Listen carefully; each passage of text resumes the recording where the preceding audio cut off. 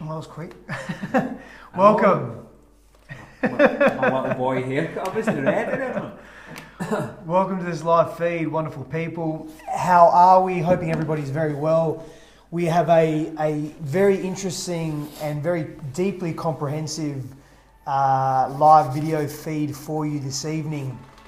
Very much speaking to stress and health, yes? Yes, mate.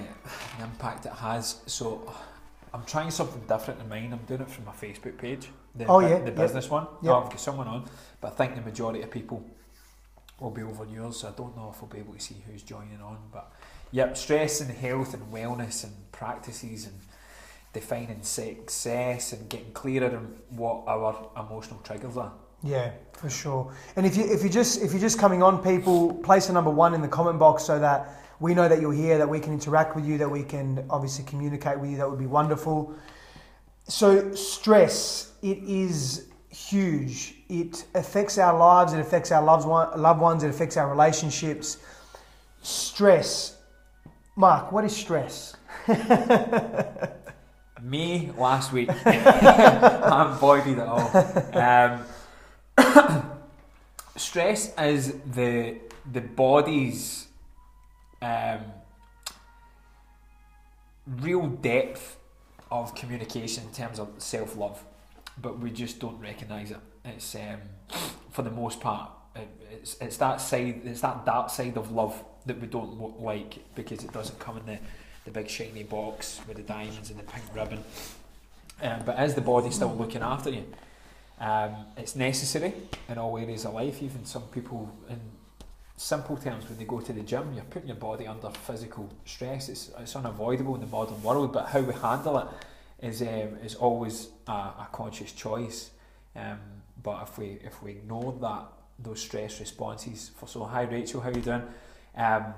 Acute stress keeps us sharp, but when it's deviating away from our values and then becomes chronic, then chronic perpetual stress. We're in big bother. So the likes of me last week, it was necessary. I needed to be sharp. I needed to be on the ball for the many hats that I was wearing for Nexus. But that nervous energy then has to come out some way, shape or form. So I'm sounding even more nasally than usual. So you need to honour that, because if you just keep going at that high tempo, that's when you run the risk of running into chronic stress. So listening to your body's feedback says, good morning from California, I feel better already. That is a de-stressing morning post to there. you. Hi there. Excellent. Sky, how are we, my darling? Excellent. So effectively, stress has if unchecked, has a tremendous capacity to affect our lives negatively. Derek, welcome, my friend. Hold on, what time is it? Derek, it's 5:15 there in the morning. Excellent. You're up early, my man. Love it.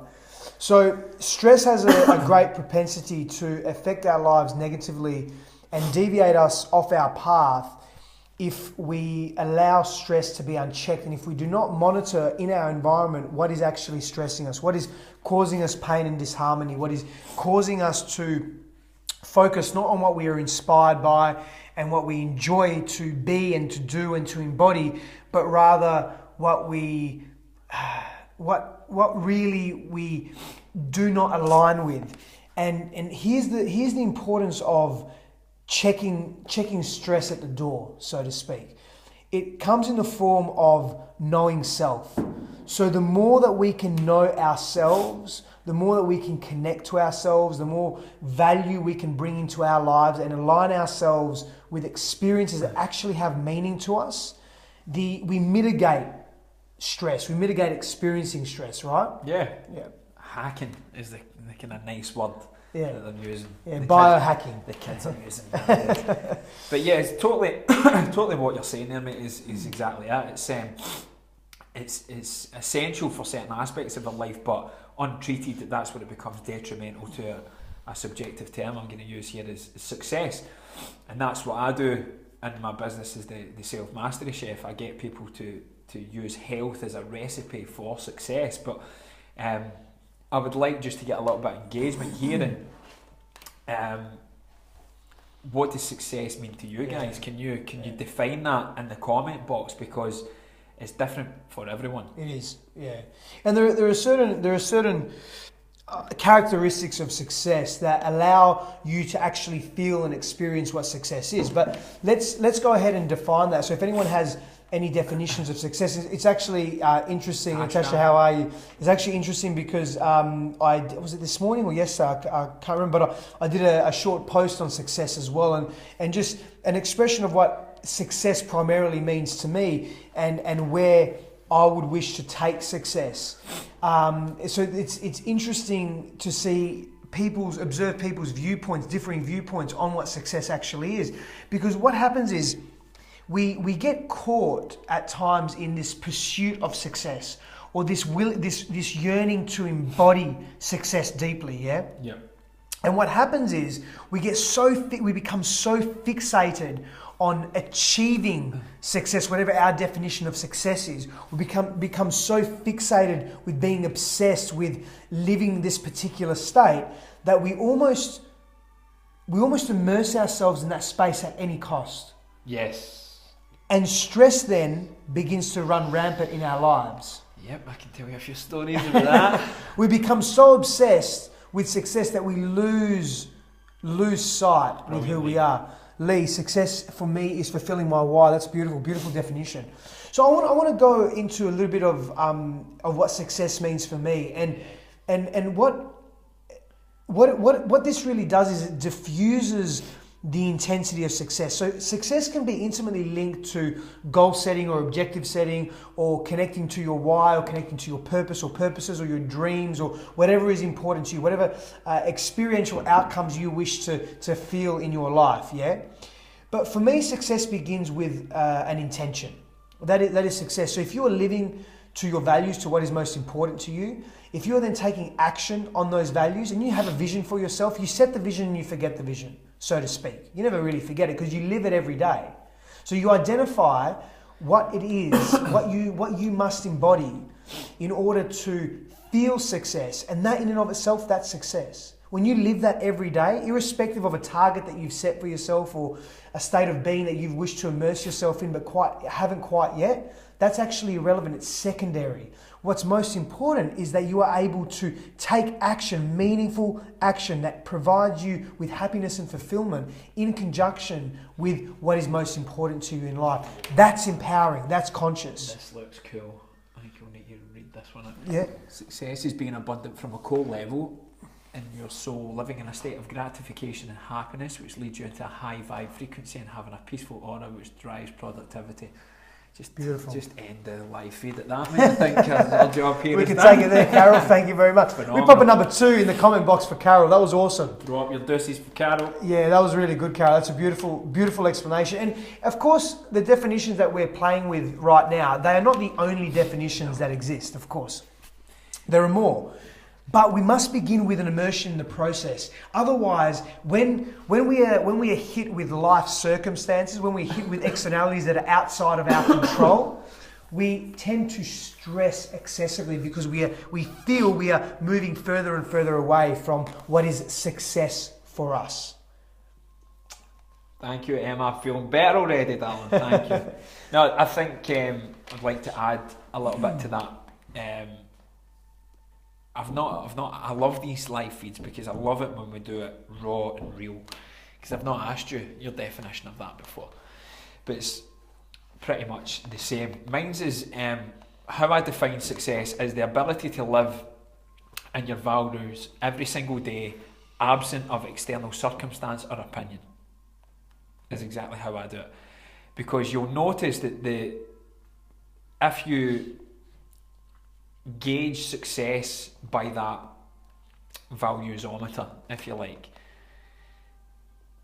when you're in high levels of stress, you're not experiencing success because your values are null and void. In fact, they become your voids. There's big gaping holes in what makes you you. Mm-hmm. And that's really why you're stressed, because you're not doing the things that you love.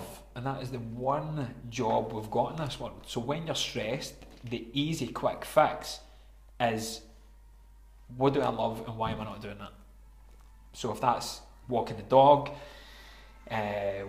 watching Netflix, watching Joe Rogan, going a walk by the beach, kicking a ball, dancing, swimming, yoga, travel, whatever that may be, you need to do that. But I think Mother Nature is always a pretty good place to start, just for the stillness. Always. And just reconnect and ground yourself back down again. Our deep connection to nature, truly, our ability to connect to nature, in fact, truly defines our ability to experience health and wellness. Sam Reid.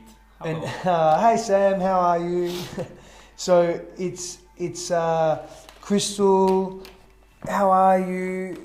Tanila Grazia, how are you? Martin, how are you? Santo, how are you? I like that valiometer.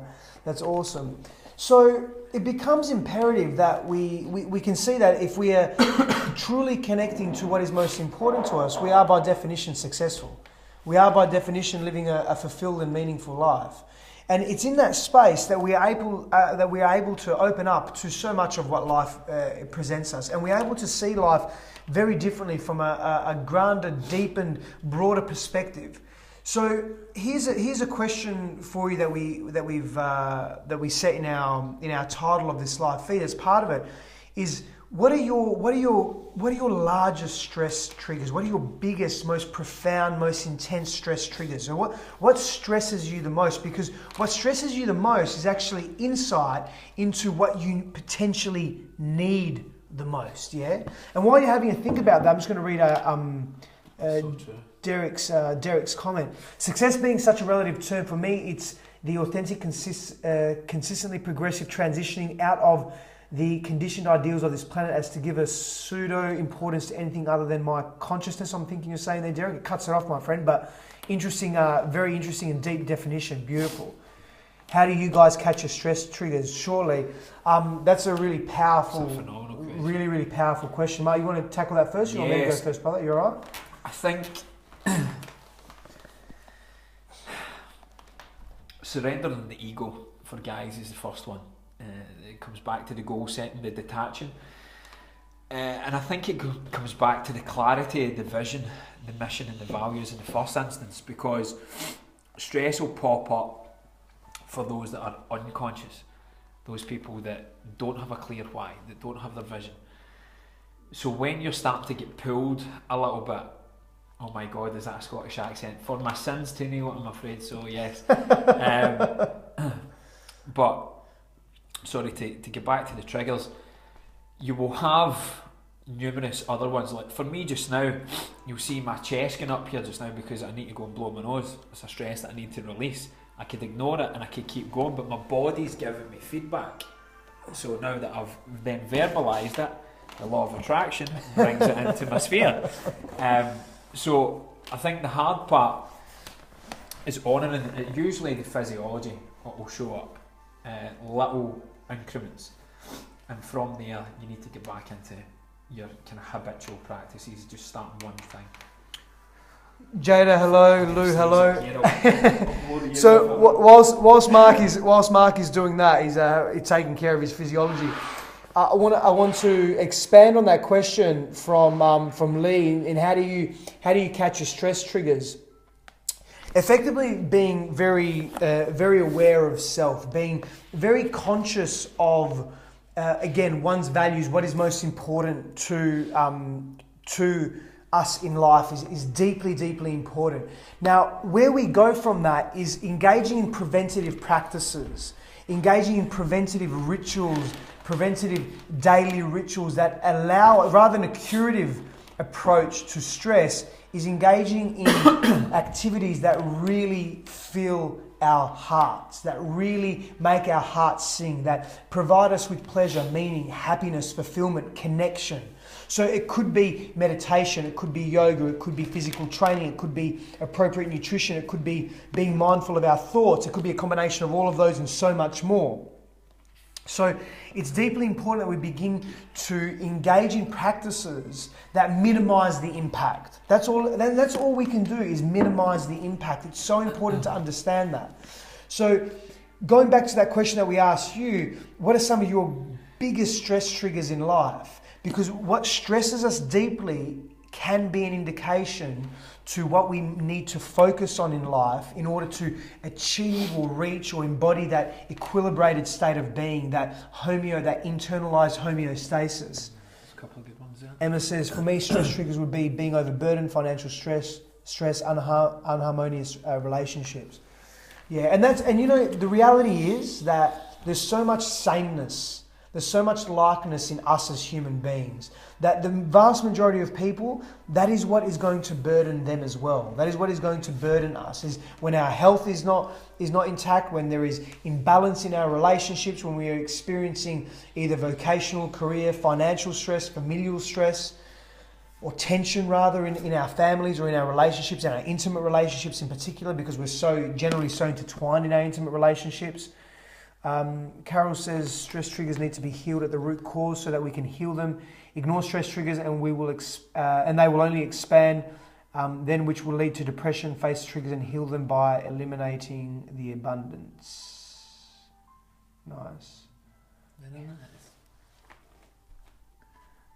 Just having a look. Things not going my way. Yeah, that's about right, isn't it, Derek? That stresses us out. When we have an idea of something, we become attached to that idea deeply, and we actually lose sight of the importance of the journey. We lose sight of all the value and the wisdom and the teachings that actually come from just being immersed in the present moment. Yeah. And that's another way to alleviate stress, is being present. Don't future project, don't overthink the past, but being present. In other words, being so present in our lives that we are able to take action on who we are in that moment. We are able to observe exactly what is happening in that moment rather than being preoccupied in our minds with what could be or what has been and what didn't occur. Does that make sense to everybody? Definitely. Like that from Martin. Being in love with your life, not only in the participation of giving or receiving the love to others. Yeah, perfect. Beautiful. Success is only a destination, guys, if you live in the Coburn area of Western Australia. It's the name of, for anyone that doesn't get that, it's the name of a suburb here in Western Australia. It's actually called Success. But people use that analogy, actually. They think it's this end destination, but it's actually that continued daily practice of living within your values. And learning and growing. If I had to... Name it again. Yeah, if I had to express what success is in the most few words possible, I would say expansion and growth. That's it. And you achieve that by being present, by living presently, by living your values, by living to what is most important to you, by holding and maintaining certain personal and moral virtues that align with you, that you can then take into the world and just embody that and be that in the world. And you will grow and you will expand. And for me, that's success.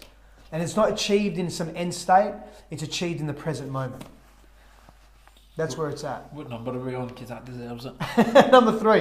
If you agree with that, number 3. If you resonate with that and if that makes sense to you, number 3. Because one of the grandest reasons why we are here on earth is to grow and to expand. And with that comes so much joy, comes so much insight, comes so much wisdom, comes so much access to resources and access to knowledge and new ways of being and presenting ourselves in and through life, yeah? Mate, I don't want to be fighting with a mother or a child. That's stress, Craig. That is deep stress, my friend. That is deep, deep stress. It is difficult to live in the present, Emma, but it's not impossible. No. And Craig, you know, often when we don't take action and we become actionless in life, when we become passive or there's nothing wrong with being passive, but when we are indecisive in life, that's another stress trigger as well. Because we are not being discerning in our lives. We are not respecting our lives or the choices that we need to make or the circumstances or the situations enough to make a decision. And it's in that lack of clarity, in that confusion, that we really experience stress. So another way we can alleviate stress is by having clarity and acting on that clarity. Especially as men. Especially as men. Especially as men, Craig, because that posture of being firm in your knowing of self, it's so important for you, because so if you're not feeling that just now, and I don't mean to assume here if that's coming across, but if that's what's going on for you, you'll have stress twofold. You'll have it for yourself, and then your feminine partner will be mirroring that back because she wants a masculine just to hold space. So you get it as a double dunter, unfortunately. So it's like everything in relationships, we always look to the other with what's going right and what's going wrong, but it all starts with self. And the interesting thing about that, Craig, is that you openly state, I don't want to be fighting with the mother of my child. So then why are you continuing to fight with the mother of your child? Why is that being allowed to occur from you? So we have to ask ourselves these questions. We sometimes get attached to a perceived outcome or how something should be or needs to be in our minds, and we cannot release and relinquish the stronghold that we have in taking action in alignment with this perception of how something should be when it actually isn't healthy for us, and it causes us and our families and our relationships so much deep stress, so much pain, so much suffering. I've been that, man. So we need to alleviate that by observing, and Sky just said it then, observing our fears, deeply observing our fears closely, deeply observing what gives us angst in life, deeply observing what causes us suffering and tension and disconnection. And Tennille says, need to stop predetermining outcomes. Absolutely. You know, how would life look if we actually took action on what was important to us? If we took action with respect to facing our fears, with respect to dealing with our fears. You got something there, Mark? Yes. We've got props. Oh, yeah, it doesn't, got props. It doesn't even know. Oh! I wanted to give you guys a couple of tools that I use. Because props. The thing from the weekend that we had at Nexus, the knowledge was just a tsunami of information, at the next level information, but without the implementation of that, it's pointless. So you've spoke about setting goals and success. What was the first thing you said that we need? Values or intention. So I don't know if you'll be able to read that backwards because we've got it here, but it says intention number 1. And this is from Dr. Joe Dispenza. I've got this. So I've got this up on my thinking tank, which is Scottish slang for toilet. Because sometimes that's where men go to be present. Sometimes we go for a little escape and we take our time in there. So I've got both of these up on a magnetic board up on the wall, and I was just sitting and stare at it in the morning. And I've got attention 1 and intention 2. Now attention 2, if you can try and get into a meditative state. Now meditation by definition is just the ability to focus on a singular thought. You can do that eyes open, you can do it eyes shut and really access the subconscious, but you can do it consciously to get yourself in there. And the way I do it is that you pick a letter of what you want. So I've chosen the letter A. You put 2 squiggly lines around it, one for the it's the electromagnetic signal, the thought that's electric that goes out, and the feeling's the magnetic energy you draw back. And then under it you put little criteria of what abundance means. Like, and it can be anything, but I want to live an abundant life. And then you marry it up with the elevated emotion that you'll feel once you get there. So that might be something that you might want to prop up in your life. Strong. We'll go into a lot more, into greater depth in that at our retreat as well on the 8th of September. Okay, really. So advanced goal setting per se, or advanced life planning, or meaning and fulfillment and so forth, are really connecting to self and understanding self. More props, yeah. Hey, more props. You can take the guy out of school, but obviously the teacher will always be there. This is one that we're going to show you how to do it. It's called the manifestation key. Okay, so you're basically using the right hemisphere of the brain. It's getting into that creative state where you go back into being a kid again. It's a world of possibility. You use imagery, symbols, colours, and basically you've got your main goal, and then there's 4 little sub goals here.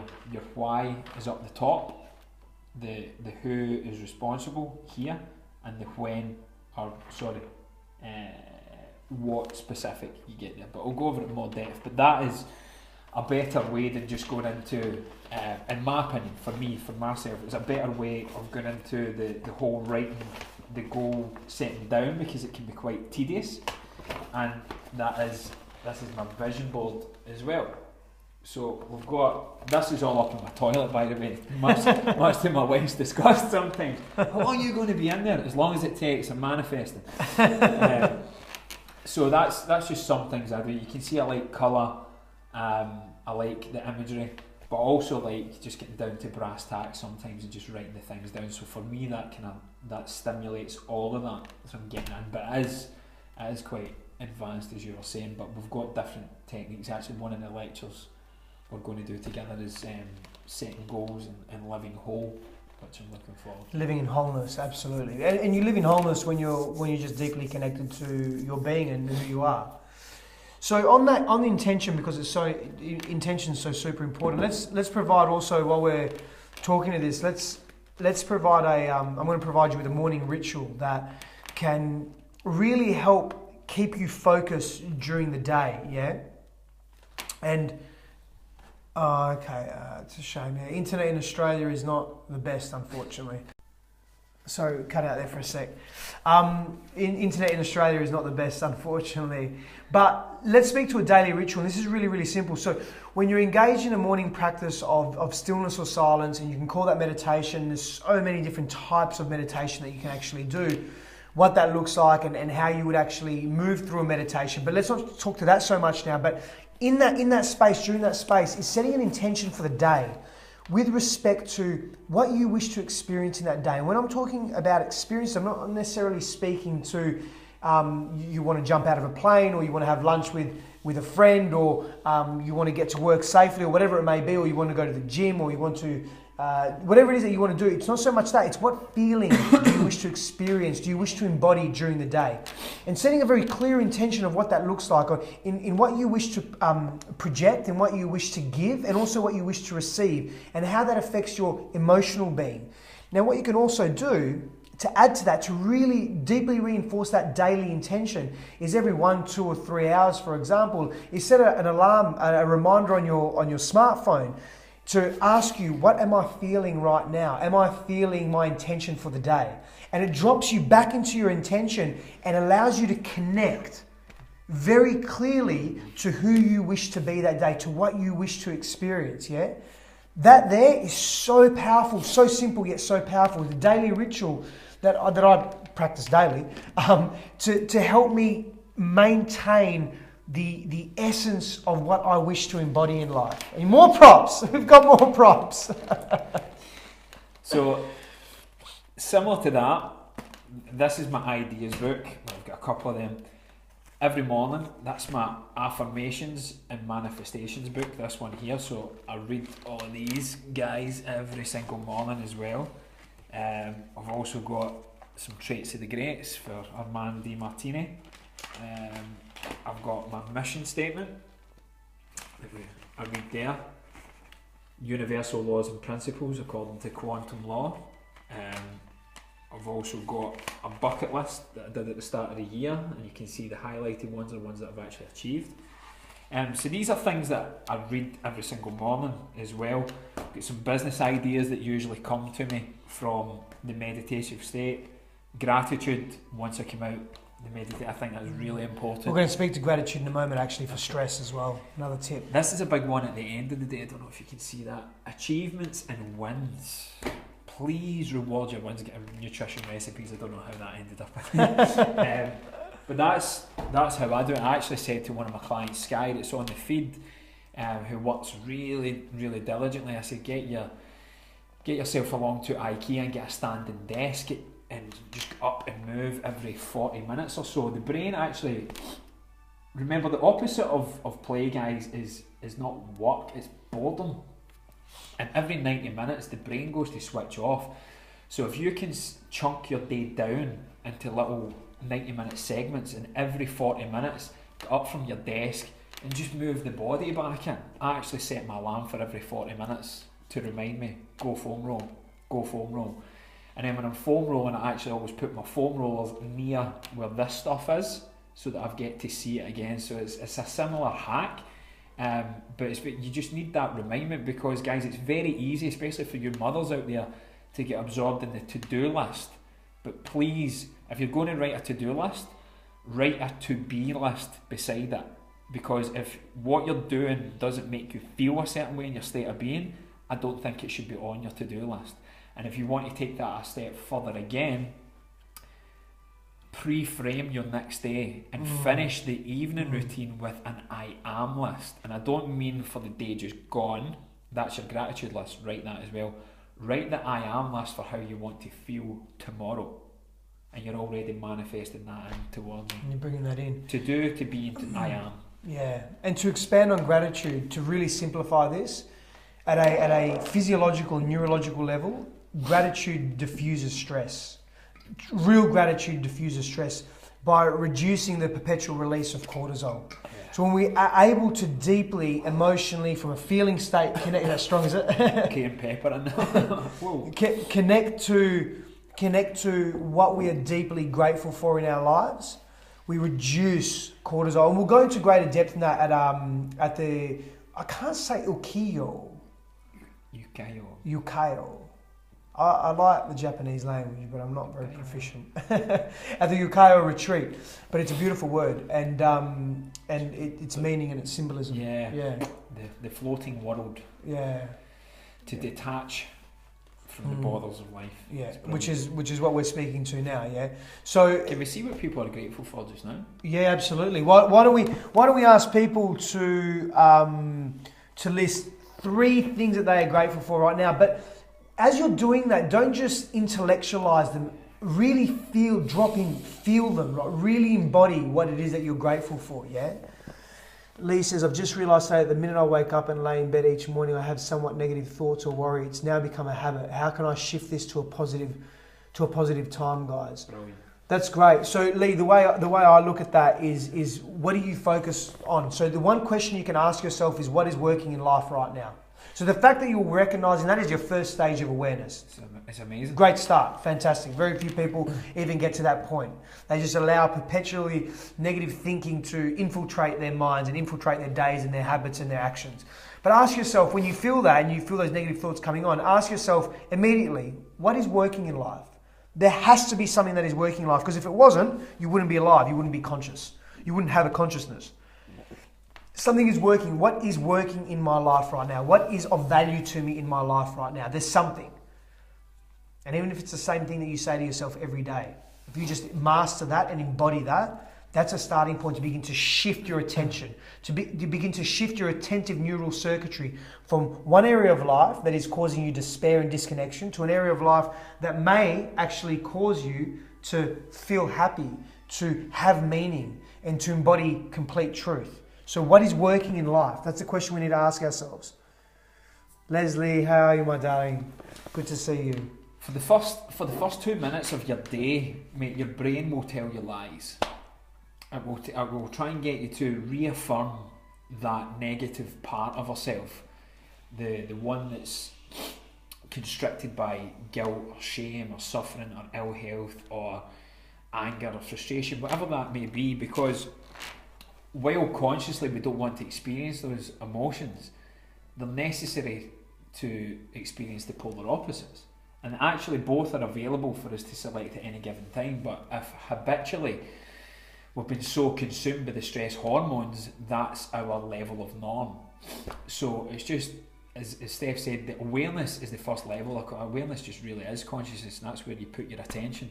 So the fact that you're attentive enough to tend to that, and you're asking questions, it's not only the first step, I think you're 2 or 3 further down the track, mate, to be honest. So just try and reframe it. First things first is give yourself a pat on the back, mate. Like, do that right now and give me a thumbs up if you're able to do that with your spare hand. Because it takes balls, mate, massively, especially for men to speak like that. And I love that. What I'm grateful for is this space that you've got there. I love our dynamic. Good man, thank you, Lee. Thank you, Lee. I love our dynamic, because when I'm stressed yesterday, who did I call? Him. Pulled over in the middle of the motorway, and I had a lot of not so friendly symbols from the Perth lights been thrown at me. But I was like, do you know what? You back? I was like, I don't care. I was like, right now it's all about me. And stress have gone unattended because you don't have the attention on it. It will just get bigger until such times as your body, your physiology forces you to then mentally go, right, what is going on here, and recalibrate. And I think over the past couple of weeks, the events we've run and the lives and things we've done, a common thread is speak to someone. Get someone that you trust. So he takes my depth and awareness of self to new levels, and that's who I call upon. But he's so dedicated to his mission and vision and values and service of other people sometimes that both of us are natural empaths, which you just absorb a lot of people's energy, and sometimes it's hard to put up the shutters a little bit and protect self. So I think that's where I come in with some boisterous silliness every now and again, even if it's in a language that most people don't understand. You get that. You just relax and you get that kind of playful side. Open states of being. Yeah, and it's both sides, mate. But stress is it's a byproduct of being bored in our lives with certain things. We're bored. Our deep subconscious selves that wants to be free is bored and living in that hamster wheel and going round and round in that negative state. So as I've said, the opposite of boredom, thank you to my good friend Mr. Nathan Baxter, taught us that is play. And we covered this a couple of weeks ago in the live that the three of us did together. When you're in your values, you're in a playful state. Yeah. So please, buddy, recognise that you've took a massive step in addressing that already.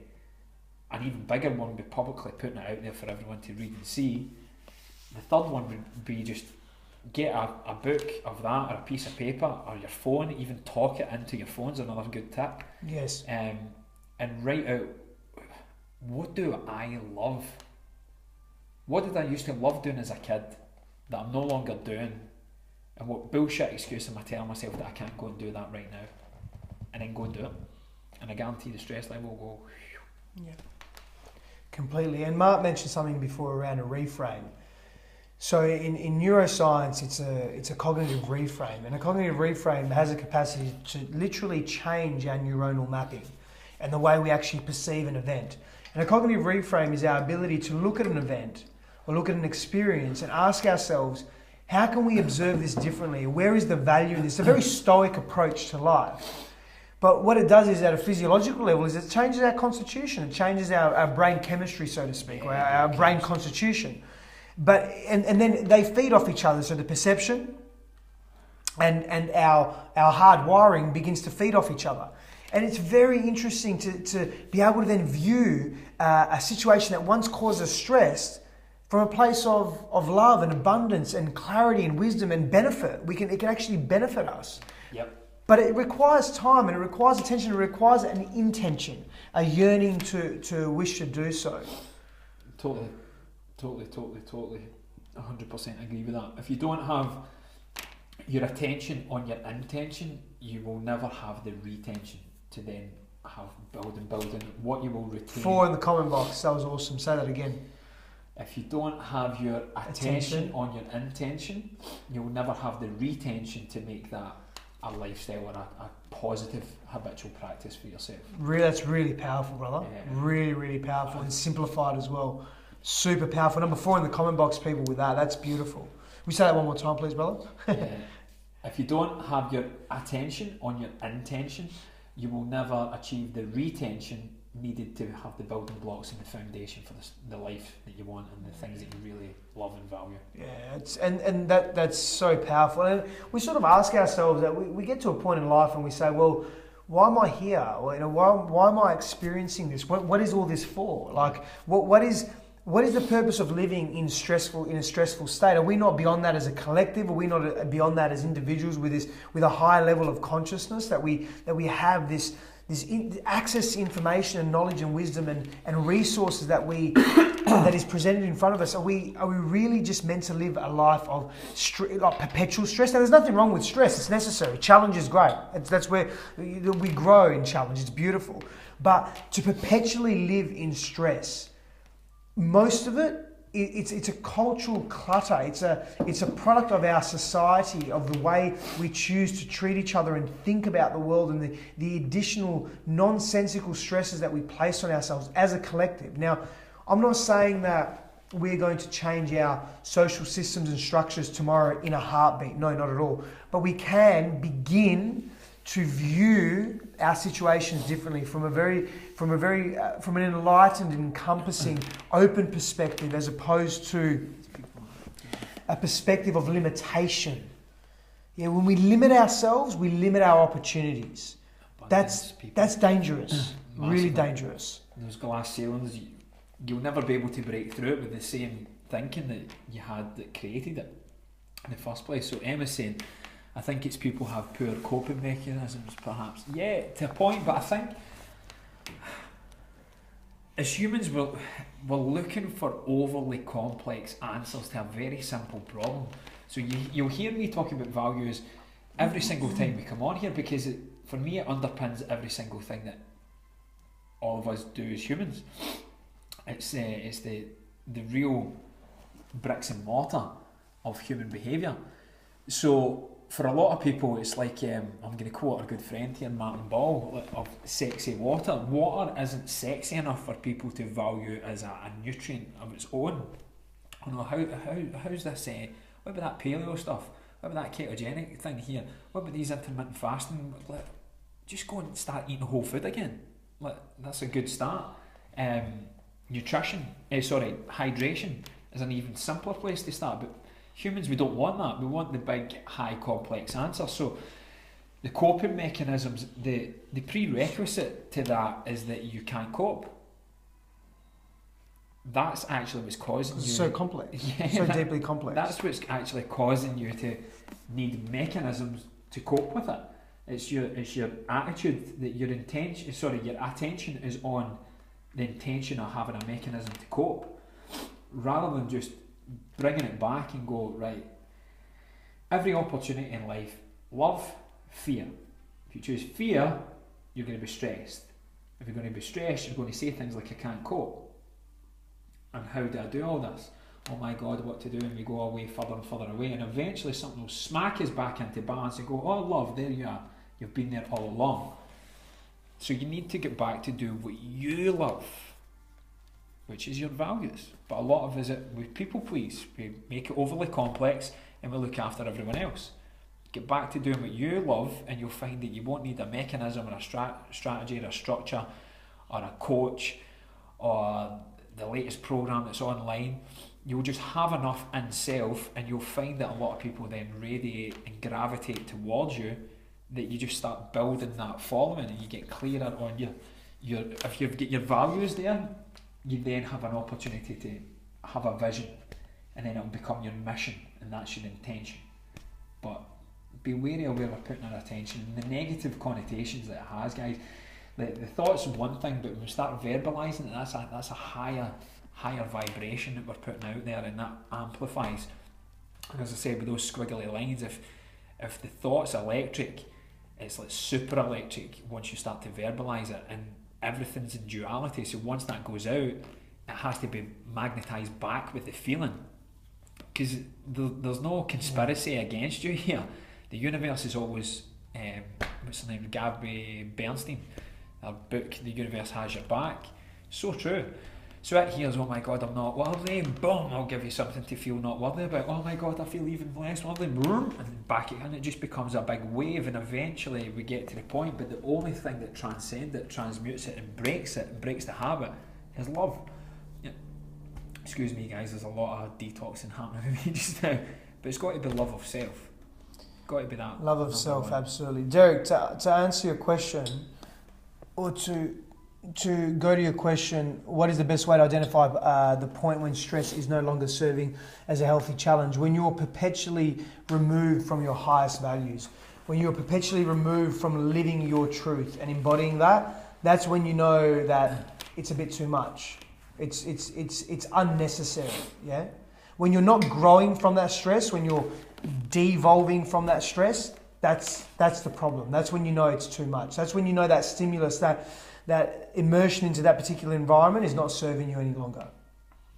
That's that. So I've got a couple of really great mentors, and one of them actually talks about that, and I'm going to add on a little flavour. When the purpose of life, as Steph said, is to grow. Another word for growth is evolvement, evolution of mankind in its simplest form. So evolve. If we're not evolving, we will devolve. For the most part, before we go between those polarities, we'll revolve.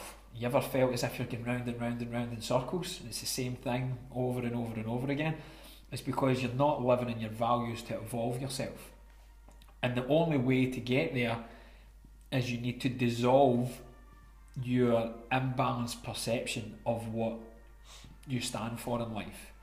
So I think that's brilliant. Would you say when you're perpetually in a state absent of your values, when you're living absent of your highest values, yeah. I think probably the next question for a lot of people is, how do you work out your values? We're gonna. Well, I mean, it's a process, obviously, and it's so important to really take the time to do that. And that's something that we'll explore now on our retreat as well, definitely, because our values are in a constant state of refinement. I mean, generally, they evolve. They evolve as well. Generally, when you have clarity on your values will be with you for quite some time. But they are definitely open to change and flux for sure. Lee's got a question. Cool. I'm trying to understand the difference between being constantly present, as in the power of now, and manifesting what we want in our future by thinking and believing what we want. That's cool, mate. Patience, surrender, detachment, whatever you want to call it. The 3 P's: practice, patience, persistence. Yeah. Hey, what are we on? 6? 5? Yes, 5. 6. 5, I think. Is it 5? I think it's 5. Number 5: practice, patience, persistence. Put number 5 in the comment box if you can resonate with that. It's very powerful. Oh, say it again. 3 P's. 3 P's: patience, practice, persistence. Cool. Yeah, I like that. Yeah. That's cool. Provides with an opportunity of insight and growth. So true. For men, so women are always in a state of flow, and they're happy to go with the flow of life. As men, we might have a really deep conversation with one of our brothers or our mates, or we saw something online, or we've read a good book, and we went to Thailand and we heard some paths, but then we found out meditation was there as well, and you go, right, that's it, I'm evolved, I'm enlightened, let's go. And it's not just doing it once. It's you've got to look at subconsciously how long have you perpetuated your behaviour up until that point, and then really think, is one experience or one glimpse into the divine or the unknown or the next level, is that really going to just balance that straight away? No, it's the persistence, it's the constant practice of that, in alignment with your purpose. So yeah, it's funny that you actually speak to that. I just the last 2 days I've been writing extensively on that, on how we sometimes we go to and this is slightly deviating from where we're speaking to, but we'll stay on track because we're in flow, right? But we sometimes we go to a workshop or we read a book, and we think, or we hold the posture that we're told if we hold that posture we will embody this particular state, and we do that and we think we are that, but there's so much more to life than that. It's a continual exploration, it's a continual embodiment, it's a continual exposure. So when we take that message, that ethos, and we apply that to de-stressing our lives, it's continual exposure to experiences that align with our values, that assist us in de-stressing ourselves. And the key to that is continual exposure. That's the power, yeah? Good morning, Alexandra from LA as well. How are you? Okay. 2-pack, brilliant. You like to go? I do go on tangents, Emma. I love to go on tangents. Unlike me, though, he always comes back. Yeah, I think I do. I do my best to come back. People need to have a sat nav on me to see where I've went. So we're going to wrap up in a moment, but before we do that, and I hope we don't go too deep down the rabbit hole because this is a live feed in and of itself, but stress in relationships, people. See, what happens is relationships, so the number one, for me, and I know this is the same for Mark, the most important relationship is the relationship we have to ourselves. That is the most important relationship we can ever immerse ourselves in. Yeah. For me, following that is then our very close, intimate relationships, our relationship to Earth, and our relationship to all other things. Can I tell a quick story? Yeah, it's go actually for it. Really quite relevant. I didn't think I'd talk about this, but when you haven't liked yourself for a long period of time, you become really disconnected. You'll see it in your intimate relationships, you'll see it with friends, you'll see it with colleagues, bosses, whoever. But ultimately, who you're really disconnected with is Source, the divine, God, whatever you want to believe in. Now, growing up, I like to make a joke about this. And I hope I don't offend anyone. We know how touchy religion is, but I like to say I'm a recovering Catholic. I get brought up very. My mother was very devout, very divine. She still is very, very present with her practices in the Catholic Church. And without it, she wouldn't have got through life. But there's a lot of elements of the Catholic Church I don't agree with, personally for me. And one of which was that if God, and I'm not perpetuating the image of the guy with the harp and the cloud and the white beard, I just mean God, whatever you perceive that to be, if God is all-seeing and all-loving and all-forgiving, why is there such a thing as hell and being banished and all that? There was just a lot of things that just, as a youngster, just didn't really sit with me. But because I was exposed to it that much, it went into my subconscious psyche, and I've carried it with me so much for so long. And I've become completely disconnected with Source. Now, the other day, the nervous energy after Nexus, I was wobbling. I was in a shower, because I've not even told you a story.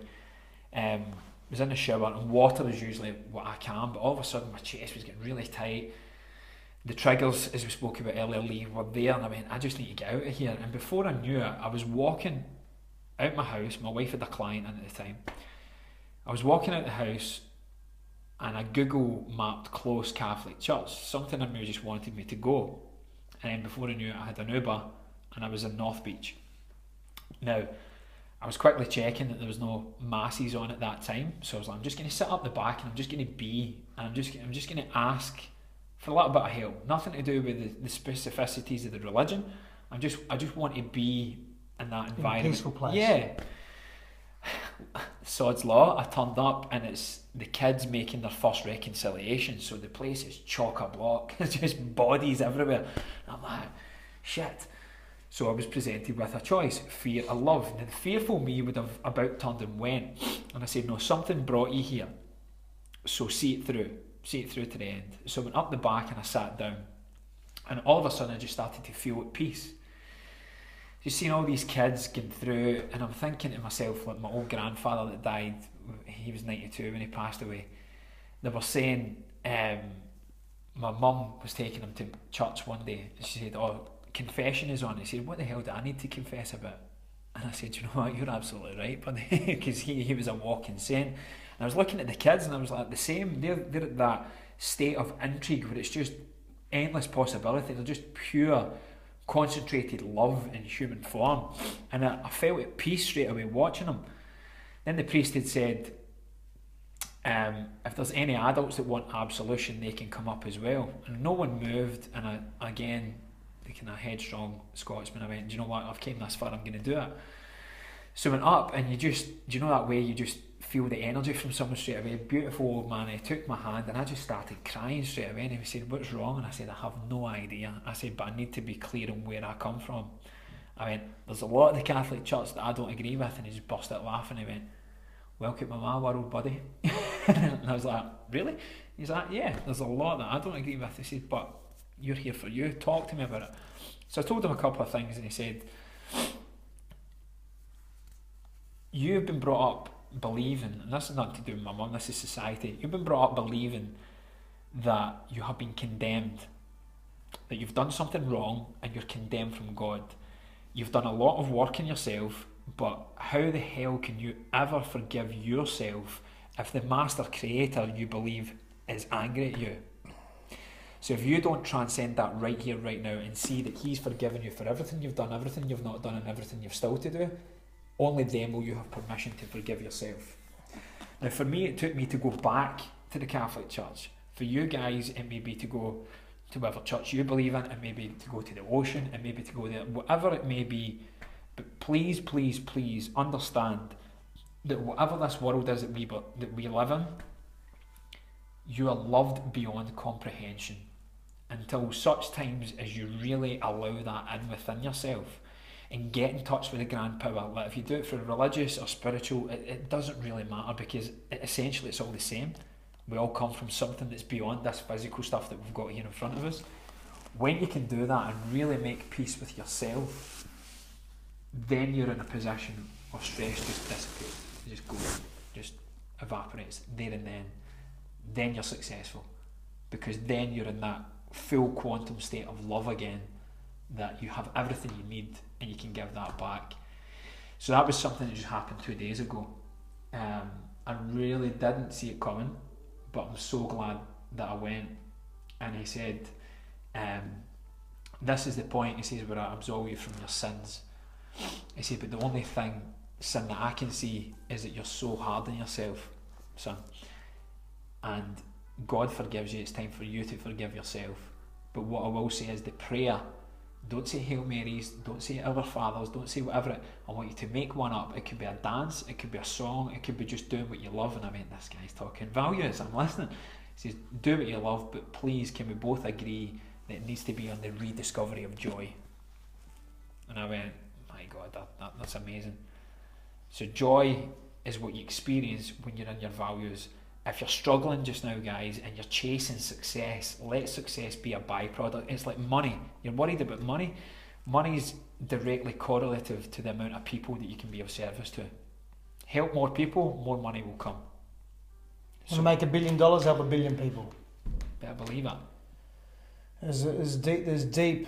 Sorry, deep I went off at one there, that. but that was, I honestly felt as if something went like that. And it's nothing to do with religion. No, I just need to clearly stress it's that. not. Yeah. I mean, and even if it had something to do with religion for you, so be it. Yeah. If that's a catalyst for you going into the depth of yourself, then so be it. If that allows you to de-stress and identify what is causing tension in your physiology and in your psychology and in your emotionality, then so be it. Yeah, it doesn't, and that's really important, people, to understand that. Is to not feel that you're being judged by external forces. Just be you. Just engage in the fullness of who you are and what serves the path of your soul and what creates joy, what allows you to reconnect to joy, what allows you to reconnect to actions and to life circumstances that have and carry profound meaning. That's where you need to be. So whatever does that, in a way that is of service to yourself and of service to others, of course, that causes no harm to yourself and causes no harm to others, or minimises that in the best way possible. That's what you must do in order to begin to eliminate stress from your being, from your consciousness, from your sphere of awareness. What number are we on? 6. 6. We've done 6 or we're on 6? We're on 6. We're on 6. I'll be fucking persecuted if I miss 6. I know, I miss 6 all the time. I've seen that. It's 6. If nature is a value of yours, can you put number 6 in the comment box? Rachel's saying 7. No, I don't think so. Nah, Rachel, you're at it. This guy's saying 6 with an exclamation mark. 6, 6, 6, 6, 6. Cool. 6. So nature's a value of yours. Cool. If health is a value of yours, put in number 7. If connection is a value of yours, put in number 8. And if personal development or journey of self or growth of self is a value of yours, put in number 9. And if going to the toilet is a value of yours, put in number 10.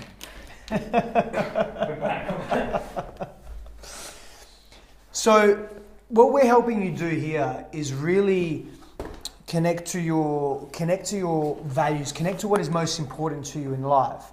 Now, just remember that everybody's values are different. There's no right and wrong with this, yeah? There is definitely no right and wrong with this. So let me be very clear on that. When we're speaking to what's most important to you, you need to identify with what stimulates you deeply, what makes your heart sing. And when you can completely connect to that space and live that, because knowing it intellectually but not living it, not taking action in that space, that becomes problematic. That actually causes a dissonance, a cognitive dissonance within us. And in that dissonance, we feel this inner pull, this stretching of self. And in that space, we feel stress, we feel tension, we feel tightness in our being. So as a physiological symptom, it could be tightness in our chest. It could be tightness in our nervous system, in our hands. It could be us getting sick consistently, too often than what we should be. When I say sick, maybe it's like a flu or a virus or something, whatever it may be. And it keeps coming through to us because we are not living in alignment. Our thoughts and our emotional states are going to be expressed through our physiology. Remember, the physicality is an extension of our spirituality, of our emotionality, of our psychology. So understanding how important values are. So at our retreat on the 8th to the 11th of September, that is something that we also cover as well. Now, what we also do is we go a great deal deeper into that, and we really look at. Was that? That was quick. Obviously, no literature in there. Not in mine, my dear. No. I'm on and off the toilet. Emma, I want to meet you. Honestly, I love her humour. She's cheeky as fuck. I love it, man. My literature is all in my room or in my study. I'll pee in there later. Yeah. But see, that's the thing. So we're going to go into great depth with respect to values and purpose and connecting to self, like really deeply connecting to the core of who we are. But we go a lot deeper than that, because what that actually sets a foundation for is for us learning how to consciously relate to ourselves and to consciously relate to others, especially our intimate partners. So if we are finding disconnections, or we're wrapping up the live feed now, guys, so I want to just go into a little bit about this retreat, because there's so much power in this retreat. There's so much connection. Literally a new you will emerge, should I say. A new you will emerge from that space. And that's the idea anyway. We want to really be able to create a space for you that is nurturing, but also deeply growth promoting as well. So knowing that you can... The random Scot. Cheers, Gabby. I'll take that. Knowing that you can really emerge as a more connected person, that's the power in this retreat, yeah? So, Mark, you want to go into a little bit about... without giving away too much, because I like the mystery, yeah? Yeah, the mystery. The mystery. But whilst Mark's looking at something there, it's really understanding that this retreat is about enhancing your relationship to self and enhancing your relationships in general, your most intimate relationships, so that you feel less stress because you are provided with coping strategies and tools and a clarity of self that allows you to be different. Be different to a state that causes you stress or perpetuates stress, as opposed to a state that perpetuates peacefulness, harmony, connection, yeah? Gabrielle, awesome. With these nice We're always glad to be of service. Yes. So there's only 6. It's 15 people we're taking down with us, guys, but there's only 6 spots left. I'm really grateful for some of the Nexiteers that are coming to join us and taking it to the next level. It's basically we know it was a tsunami of knowledge at Nexus, and even though I'm saying pick the one thing, whoever spoke to you most in your values, it's human nature. We want to try and do everything at the one time. So this is going to make sure we're having real one-to-one, connected, intimate, I'm only touching you up, that's extra, that's the top package, real one-to-one, intimate connection with you, so we can give you that personal touch for you, really uncover what your values are, and then put tangible things in place to explore them as to why they're so meaningful, to solidify it, but then give you a tangible plan to take away. So you will have your typical retreat stuff. There'll be bits of yoga, there'll be meditation, there'll be good quality food. You're actually going to go on a 2-day cleanse if you want. There's going to be a lot of fun. We'll cover the physical, the mental, the emotional, and the spiritual, but there's going to be a real emphasis on fun and social connection, and more importantly, free time. There's nothing worse than going. It's not going to be like couples retreat where you see that island that you want to go on, but you know you've got this regimented. There's going to be a foundation there, but feel free if you go, listen, I just want to immerse myself and chill out here. The property is amazing. It's right in the middle of forest land and bushland, but it's literally, we can walk to the ocean also. It's just fantastic down the Margaret River region. So we will have some physical workouts. We'll have the kind of spiritual physical workouts down, where's the retreat? It's down in Preveley in Margaret River region, Western Australia. But there's going to be movies, we're going to play fun games. I've got some cheeky ones, some cheeky Scottish ones that we're bringing to you as well. We're watching some documentaries, there'll be some lectures, there'll be one-to-one time with me, one-to-one time with Steph. My wife also, she's an energy healer for anyone that doesn't know, my beautiful wife Sam. So she's going to do some Emmet and Bowen treatments on you guys, some oracle readings. She's going to show you your sun and moon sign. Stop me, mate, I'm probably giving too much away. Yeah, probably. No, it's okay. No, that's good. But what's important to know is that we're also going to provide. What we want to do is really take. So the group of people we're going to spend some time, a very short time because it doesn't take long, is to really connect.